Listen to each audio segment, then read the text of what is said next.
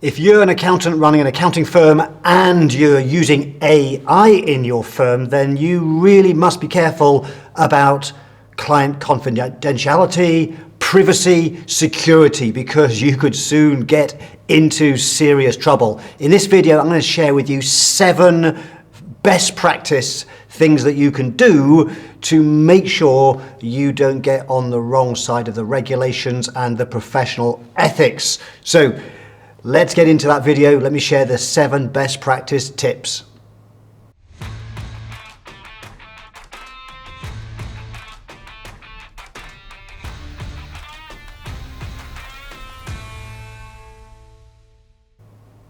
Okay, so I'm Mark Wickersham, Chartered Accountant. I used to run my own accounting firm. Now I help accountants around the world to master both value pricing and AI and ChatGPT. And one of the things that is a really big issue is the whole area of privacy and security.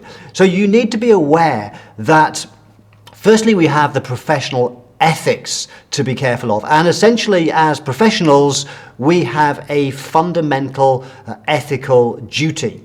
Now, I don't know whereabouts you are in the world right now, and every country is different, and so I'm going to give you some general ideas, but you would need to, I recommend you consult, you check with your professional body what their specific recommendations are. But for example, in the US, the AICPA, if you go to their code of professional conduct, they prohibit disclosing any client information.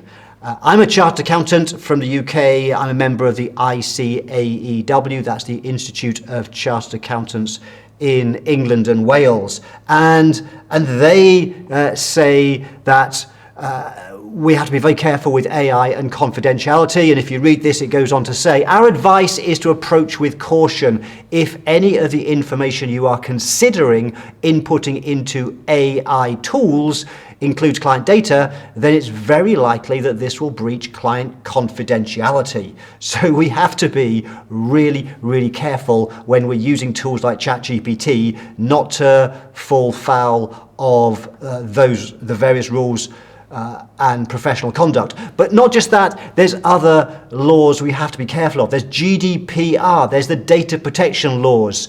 In the UK, there's the UK Data Protection Act. In California, the CCPA. There are all sorts of laws, regulations around protecting data. And without client consent, sharing data with an AI tool could be a violation.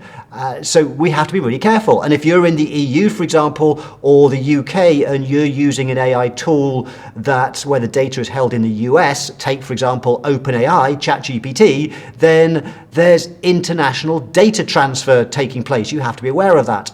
And another issue to be careful of is something called the right to be forgotten. Clients have the right to request deletion of personal data, and that's really, really problematical if we are putting their data into ChatGPT and other AI tools, large language models. So what can we do about this? That sounds really, really scary, but there are things that we can do, and I'm going to share 7 steps with you that you need to consider. So number 1, and I guess it's the most obvious one, is you should never input real client data into a public AI system. So just make sure that you're not disclosing details of your clients, their names, their addresses, their dates of birth. Any personal information about a client should not be put into a public AI system. Number 2, consider using anonymized data or synthetic data. So anonymized data is where you input some data but you delete from it all reference to a client, and synthetic data is where you create some data, for example, an Excel spreadsheet that is similar, has similar trends to the client's data, but it's not the client's data.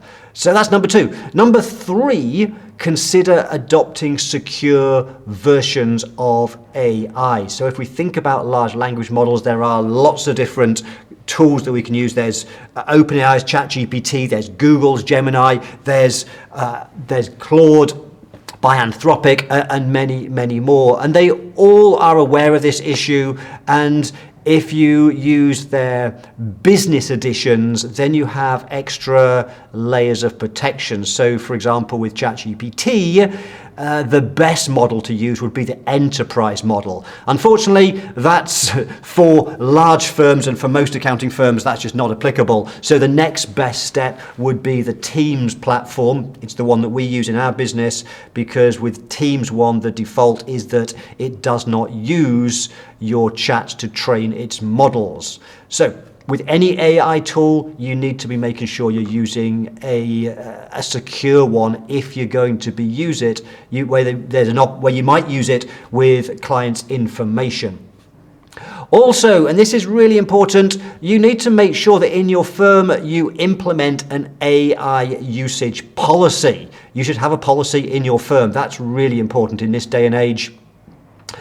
Then the next thing we need to do as far as the best practice is you need to have some employee training. If you've got a team of people in your business, then you need to make sure that you explain to them your AI usage policy, what is your policy, and you need to be teaching them, training them on how to use it so they are aware, for example, of what they can use it for and what they can't use it for, the things they can't put in, like, as I said earlier, client information like names, addresses, dates of birth, and so on.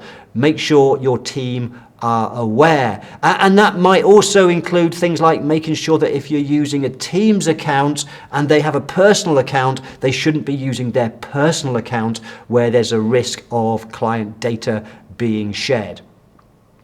Next, we need to make sure that we are compliant with GDPR and institute guidelines. So as I said at the outset, I don't know what institute or professional bodies you are governed by, but one of the things you should do is go to their website and look for their guidance around AI. Certainly the ICAEW in the UK has AI guidance, as does in the US for CPAs.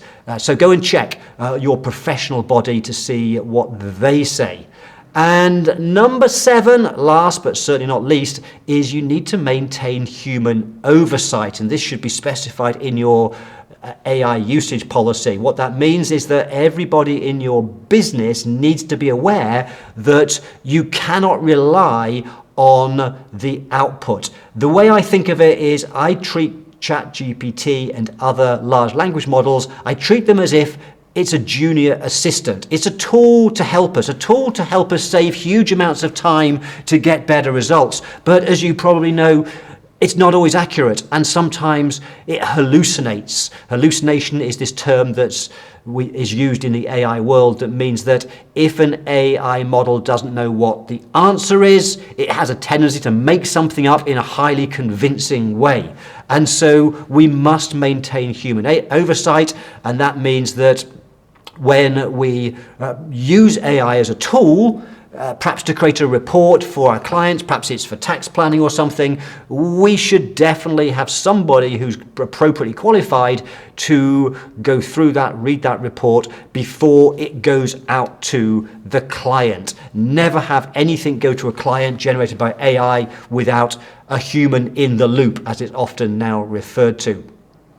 If you want to learn more about AI, then I have a community that's completely free that you can join if you are interested. It's called ChatGPT for Accountants, and this is a great place to go and get help from the rest of the community to ask questions and so on. If you've got your smartphone to hand, you can hold it up to the QR code. I'll put the link below the video as well. What you'll also find in the community is I've done training videos, tutorial videos to help you get more out of AI. And if you want to go even further still, I have created a training course on how to be completely compliant around privacy, security, client confidentiality. It includes a 35-page guide that you can access, and if you want access to my training course and the guide and other resources like a ready-to-use AI privacy policy, for example, then join my AI Academy. It's a small, tiny monthly investment. and you get access to the community in the Academy. And also there are many more videos in this one. So you have two options. Certainly join the free community. There's some great stuff there. But if you want to go deeper, and particularly if you want to get access to my training and the 35-page workbook on AI privacy, security, and client confidentiality, then you'll have everything you need in that course inside the AI Academy. Thank you so much for watching. If you found today's video valuable, please give it a thumbs up, and please tell me below your comments. Have you got a policy in place in your firm? What are you currently doing around AI? Are you using it in your firm? Let me know in the comments. I would love to know. Okay, see you on another video. Bye for now.